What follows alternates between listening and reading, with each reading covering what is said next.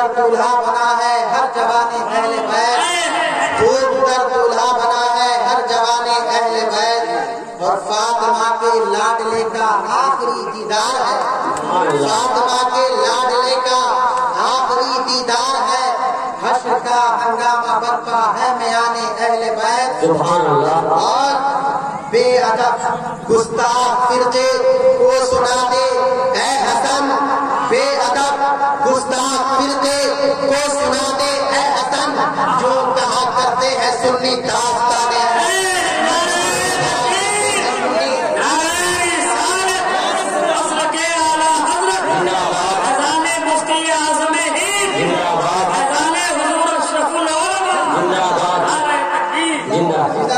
اسلامیہ۔ میں نے جس آیت کریمہ کی تلاوت کا شرف حاصل کیا ہے، اللہ تبارک و تعالی ارشاد فرماتا ہے، اللہ کو یہی چاہتا ہے اے نبی کے گھر والوں، اللہ کو یہی چاہتا ہے کہ تم سے ہر ناپاکی کو دور کر دے اور تمہیں خوب خوب ستھرا کر دے، تمہیں خوب خوب پاک کر دے۔ عزیزان ملت اسلامیہ، کسی بھی شخصیت کو ماننے کے لیے ضروری ہے کہ ان کے حالات سے واقف ہونا چاہیے۔ پہلے ہم امام حسین کی فضیلت اہل بیت کے مقام کو بیان کرتے ہیں، پھر میں اپنی تقریر کو شروع کروں گا۔ عزیزان ملت اسلامیہ، اس آیت کریمہ کے تحت حضرت امام ابو جعفر محمد بن جریر طبری رحمۃ اللہ علیہ فرماتے ہیں کہ اس آیت کا مطلب یہ ہے کہ اے نبی کے گھر والے، اللہ کو یہی چاہتا ہے کہ تم سے بری باتوں اور فحش چیزوں کو دور کر دے اور تمہیں گناہوں کے میل و کچیل سے صاف و شفاف کر دے۔ اس آیت کے تحت حضرت سعید بن قتادہ رضی اللہ تعالی عنہ اس کی تفسیر میں فرماتے ہیں کہ اس آیت سے مراد وہ لوگ ہیں کہ جن کو اللہ تبارک و تعالی نے ہر ناپاکی سے دور کر دیا اور اپنی مخصوص رحمت سے نوازا۔ اس آیت کے تحت حضرت علامہ ابن عطیہ فرماتے ہیں کہ رجس کا لفظ ایک ایسا لفظ ہے جس کا اطلاق گناہ اور عذاب اور نقائص اور عیوب جیسے الفاظ پر ہوتے ہیں۔ مطلب یہ ہے کہ اللہ تبارک و تعالیٰ نے ان ساری چیزوں کو نبی کے اہل بیت سے، نبی کے گھر والوں کو دور کر دیا ہے۔ اسی طرح حضرت امام زہری فرماتے ہیں کہ اس آیت کے تعلق سے کہ رجس کا تعلق عمل سے یا غیر عمل سے، مطلب یہ ہے کہ اللہ تبارک و تعالیٰ نے اہل بیت مصطفیٰ کو، نبی کے گھر والوں کو وہ مقام عطا کیا کہ جن کی پاکیزگی کو، جن کی طہارت کو، جن کی پاک دامنی کو، جن کے تقویٰ کو، جن کی طہارت کو، جن کے کردار کو، جن کے اخلاق کو خود قرآن پاک بیان کر رہا ہے کہ ہم نے اہل بیت کو ہر گندگی سے پاک کر دیا۔ عزیزان ملت اسلامیہ، اب آئیے میں آپ کو بتاؤں کہ اہل بیت سے مراد کون لوگ ہیں۔ اس سلسلے میں دو جماعت ہیں۔ پہلی جماعت کہ جس میں صحابہ کرام بھی موجود ہیں اور تابعین کی جماعت بھی شامل ہے، ان کا یہ موقف ہے کہ اہل بیت سے مراد اہل عبا پنجتن پاک ہے، یعنی محمد رسول اللہ، حضرت امام حسین، حضرت امام حسن اور حضرت علی اور حضرت فاطمہ زہرا۔ اور دوسری جماعت کہ جن میں صحابہ کرام بھی موجود ہیں اور تابعین نظام بھی شامل ہے، ان کا موقف یہ ہے کہ اہل بیت سے مراد اہل عبا ہے، اہل بیت سے مراد امہات المومنین ہے۔ بہرحال المختصر کہ دونوں جماعت کے پاس اپنی اپنی دلیل ہے اور دونوں جماعت کے پاس اپنی اپنی دلیل ہے، لیکن جمہور علماء امت کا کہنا یہ ہے کہ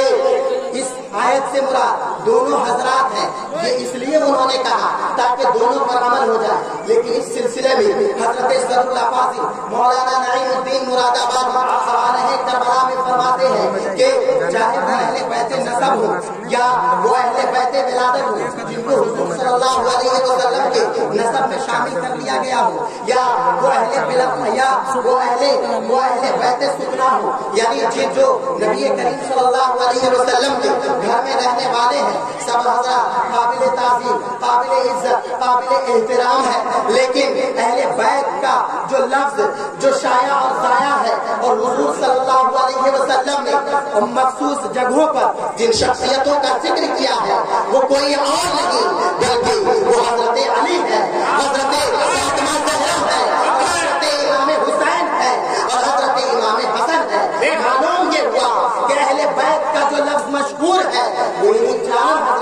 शराब खास है। दुरूद पढ़े अल्लाहुम्मा सल्ली अला सय्यिदिना व मौलाना मुहम्मद व आलिहि व करम मुबारक वसल्लम सलात व सलाम अलैहि या रसूलल्लाह सल्लल्लाहु तआला अलैहि वसल्लम। अजीज़ान मिल्लत इस्लाम,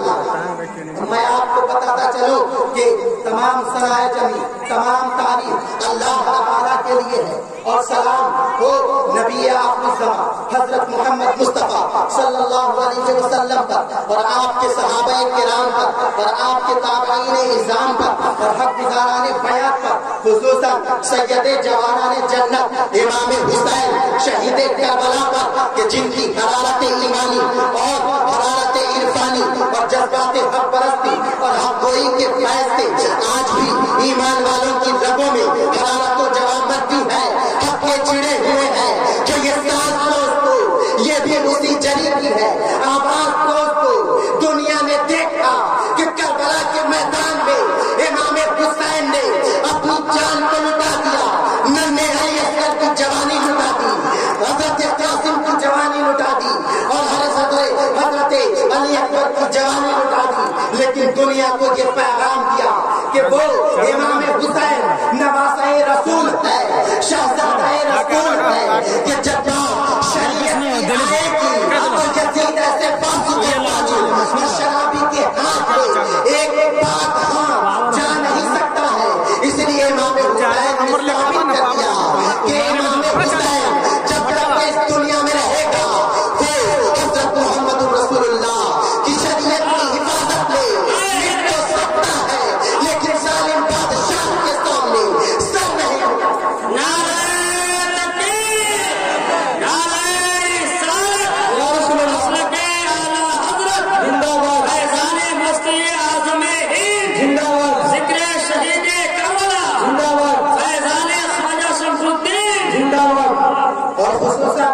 शहजादे अली अकबर पर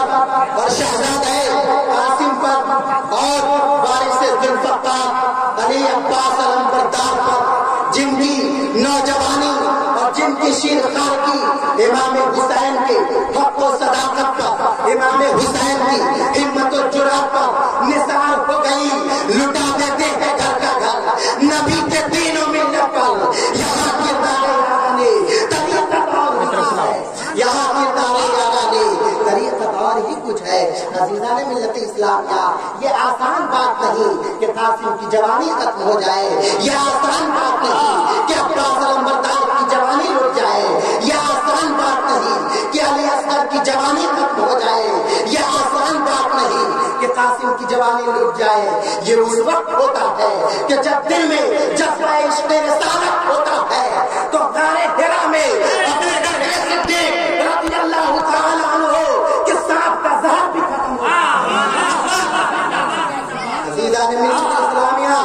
इमाम हुसैन की हिम्मत को सलाम, इमाम हुसैन की जुरात को सलाम, इमाम हुसैन की हिम्मत को सलाम, इमाम हुसैन के फतवा को सलाम, इमाम हुसैन के तक़वा को सलाम, इमाम हुसैन के तक़द्दुस को सलाम, इमाम हुसैन की तहारत को सलाम, इमाम हुसैन की पाकीज़गी को सलाम, इमाम हुसैन के किरदार को सलाम, इमाम हुसैन के अखलाक को सलाम, इमाम हुसैन के मुँह मुबारक को सलाम, इमाम हुसैन के सर मुबारक को सलाम, इमाम हुसैन के अबरूए मुबारक को सलाम, इमाम हुसैन के पेशानी मुबारक को सलाम, इमाम हुसैन के जिस्म मुक़द्दस को सलाम, इमाम हुसैन के वो तक़वा को सलाम कि जिसमें एराए कलमतुल हक़ है, जिसमें इज़्ज़त का सबक है, जिस फतवा व तक़वा ने इमाम हुसैन और उनकी औलाद को करबला के मैदान से उतारा और शहादत फी सबीलिल्लाह का नविश्ता करबला पर सबक लिया कि जिसने मुस्लिम करबला का तहफ़्फ़ुज़ किया वो कोई और नहीं बल्कि शहंशाह अली के मुर्तज़ा खैबर शिकन शेर खुदा के शेर दिल बेटे को सलाम, जन्नती खातून हज़रत फातिमा ज़हरा के जन्नती बेटे पर सलाम कि जिस के उस दौर में उनसे ज्यादा कोई मुस्तहिक़ खिलाफत रिसालत न था। उनका ये इरशाद हक़ व जानिब था कि मैं यज़ीद ऐसे फासिक व फासिक और शराबी और ज़ानी और मुर्तकिब कबाइर जैसे आदमी के हाथ पर बैत न करूंगा। तारीख़ व रिवायात की तहक़ीक़ करने वाले उलमा ने इमाम हुसैन ने जो متعلق فیصلہ فرمایا اور یزید کو فاسق و فاجر اور شرابی اور زانی ٹھہرایا، اور امام کہ یزید کی عدم تکفیر اور تکفیر میں اختلاف ہے۔ امام اعظم ابو حنیفہ کہتے ہیں کہ وہ آپ کف لسان کرتے ہیں کہ نہ ہم اسے کافر کہیں گے نہ ہم اسے مسلمان کہیں گے۔ حضرت امام احمد بن حنبل یزید کو کافر قرار دیتے ہیں، لیکن اس دور میں کچھ ایسے لوگ ہیں جو یزید کی حمایت کرنے والے ہیں،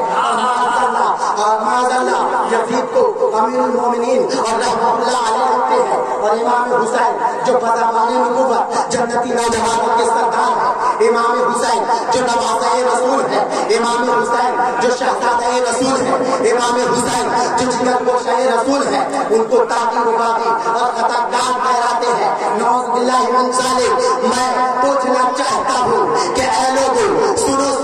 پوری دنیا کو میں یہ چیلنج کرنا چاہتا ہوں کہ یزید کے ماننے والوں کو یزید کی دوستی چاہیے، یزید کی امامت چاہیے، یزید کی غلامی چاہیے، لیکن پوری دنیا کے سنی مسلمانوں کو آل رسول کا دامن چاہیے اور محمد رسول اللہ کی غلامی چاہیے۔ اس لیے علامہ جامی فرماتے ہیں بصدق صفائے خیالات جامی غلام غلامان آل محمد اور خدایا بہتے بنی فاطمہ کے بطول ایمان کنم فاطمہ اگر دعوت رب کنی بطبو منو دست دامان آل نعرہ تکبیر، نعرہ رسالت، مسلک اعلیٰ حضرت، ذکر شہید کربلا، نعرہ تکبیر۔ عزیزان ملت اسلامیہ، مختصراً کہ وہ امام حسین کہ جن کے متعلق رسول وقار صلی اللہ علیہ وسلم نے ناقہ قصبہ پر عرفات کے میدان میں سوار ہو کر فرمایا کہ اے لوگوں، اے مسلمانوں کی جماعت، سنو میں تم میں دو گراں قدر چیزیں چھوڑے جا رہا ہوں۔ نمبر 1 کتاب اللہ جو تنی ہوئی رسی ہے آسمان سے زمین سے آسمان تک، اور نمبر 2 میرے اہل بیت، تم ان دونوں کو اگر مضبوطی سے تھامو گے تو کبھی گمراہ نہ ہوگے۔ جن کے متعلق رسول اللہ نے فرمایا تھا الحسن والحسین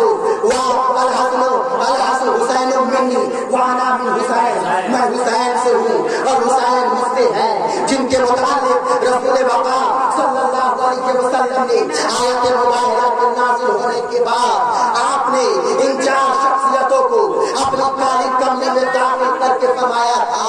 اللہم ہؤلاء اہل بیتی، اے اللہ میرے یہ اہل بیت ہے جن کے متعلق رسول اللہ نے فرمایا تھا کہ میرے اہل بیت کی مثال حضرت نوح علیہ السلام کی کشتی کی طرح ہے کہ جو اس کشتی پر سوار ہوا وہ نجات پا گیا، اور جو اس کشتی سے دور ہوا وہ گمراہ ہو گیا۔ بحمدہ تعالیٰ ہم اہل سنت والجماعت سنی اہل بیت مصطفیٰ کی کشتی میں سوار ہیں، ہم یہاں بھی کامیاب ہیں اور آخرت میں بھی کامیاب۔ اللہم صلی علی سیدنا و مولانا محمد معدن الجود والکرم والمعرف وسلم صلاۃ و سلام علیک یا رسول اللہ صلی اللہ تعالی علیہ وسلم۔ آخری بات عزیزان ملت اسلامیہ، امام حسین کی جنگ صرف شریعت مصطفیٰ کی حفاظت کے لیے تھی، دنیا کی مفاد کے لیے نہ تھی، دنیا کی جاہ و جلال کے لیے نہ تھی۔ آخر میں 10 محرم الحرام کو حضرت امام حسین کی طرف ابن صاحب نے تیر پھینک کر جنگ کا آغاز کر دیا۔ عزیزان ملت اسلامیہ، جانساران اہل بیت نے زبردست مجاہدہ کیا اور یکبارگی کی جنگ میں جو بھی مخالف اہل بیت آیا وہ شہید وہ قتل کر دیا گیا، وہ رسوا کر دیا گیا، اور لیکن اجتماعی حملے کی وجہ سے ہر جوان اہل بیت کو شہید کر دیا گیا۔ اور حضرت عباس کو امام کی وصیت تھی کہ اے عباس تم اپنی تلوار نیام سے نہ نکالنا، اگر تم اپنی تلوار نیام سے نکالو گے تو پھر زمین پر کوئی یزیدی باقی نہیں رہ جائے گا، پھر مجھے شہید کون کرے گا؟ آخر میں جب ہر جانساران اہل بیت شہید ہو گئے تو حضرت امام حسین کربلا کے میدان میں آئے اور حق کو واضح کیا اور بتایا کیا تم نہیں جانتے کہ میں نواز رسول ہوں؟ تم نہیں جانتے کہ میرے متعلق رسول اللہ نے کہا کہ یہ دونوں جنت کے دو نام ہیں؟ یہ میرے متعلق رسول اللہ نے کہا کہ ان کی اطاعت جس طرح میری اطاعت واجب ہے اسی طرح امام حسن اور امام حسین کی اطاعت واجب ہے۔ آپ نے اتمام حجت فرمایا، لیکن کم بدبختوں اور بد نصیبوں کو ہدایت کی روشنی نہ ملی، چنانچہ حضرت امام حسین پر حملہ کر دیا گیا۔ راوی کہتے ہیں کہ حضرت امام حسین کی عمر 55 سال کی تھی جب آپ حملہ کرتے تھے تو یزیدی فوج بکریوں کی طرح بھاگتی تھی، لیکن ابن سعد جو بہت زیرک تھا، جو بہت چالاک تھا، اس نے اجتماعی حملے کا اعلان کیا۔ چنانچہ امام حسین کو مسلسل تیروں کی بارش کی وجہ سے آپ کو زخمی کر دیا گیا،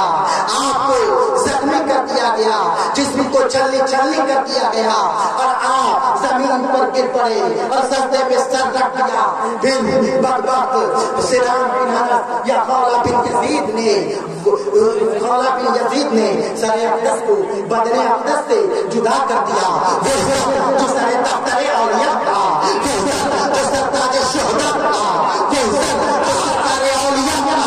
وہ سر جو سرکار اصفیاء تھا، کٹ گیا اسلام کے نام پر، لیکن ظالم بادشاہ کے سامنے جھکا نہیں۔ ارے قتل حسین اصل میں مر کے یزید ہے، اسلام زندہ ہوتا ہے۔ اسلامیہ اس لیے اس مختصر سے وقت میں ہم یہ کہیں گے کہ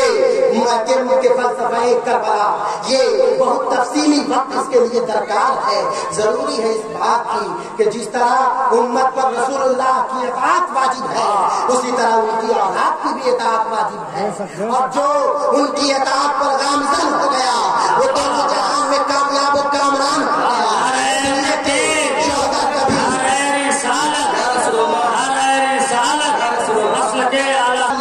وہ دونوں جہان میں کامیاب و کامران ہو گیا، اس لیے کہ شہداء کبھی مرتے نہیں ہیں، بلکہ ان کا یہ مقام ہے کہ دیکھو احد کے میدان میں امیر حمزہ کو شہید کر دیا گیا، جسم کو چلنی کر دیا، لیکن قرآن انہیں زندہ کہہ رہا ہے۔ اور ابو جہل جیسے کافر اور مشرک کو قرآن مردہ کہہ رہا ہے، وہ زندہ ہے، کھاتا ہے، پیتا ہے، اٹھتا ہے، بیٹھتا ہے، مکہ کی گلیوں میں چلتا ہے، مدینہ کی شاہراہوں میں چلتا ہے، لیکن قرآن مردہ کہہ رہا ہے، اس لیے کہ راہ خدا میں جو شہید کیے جاتے ہیں وہ کبھی مرتے نہیں بلکہ وہ زندہ و جاوید ہو جاتے ہیں۔ دنیا نے دیکھا کہ یزید کی آج تک برائی ہو رہی ہے، لیکن امام حسین فخر روزگار اور تاجدار اولیاء اور تاجدار روزگار الحمدللہ۔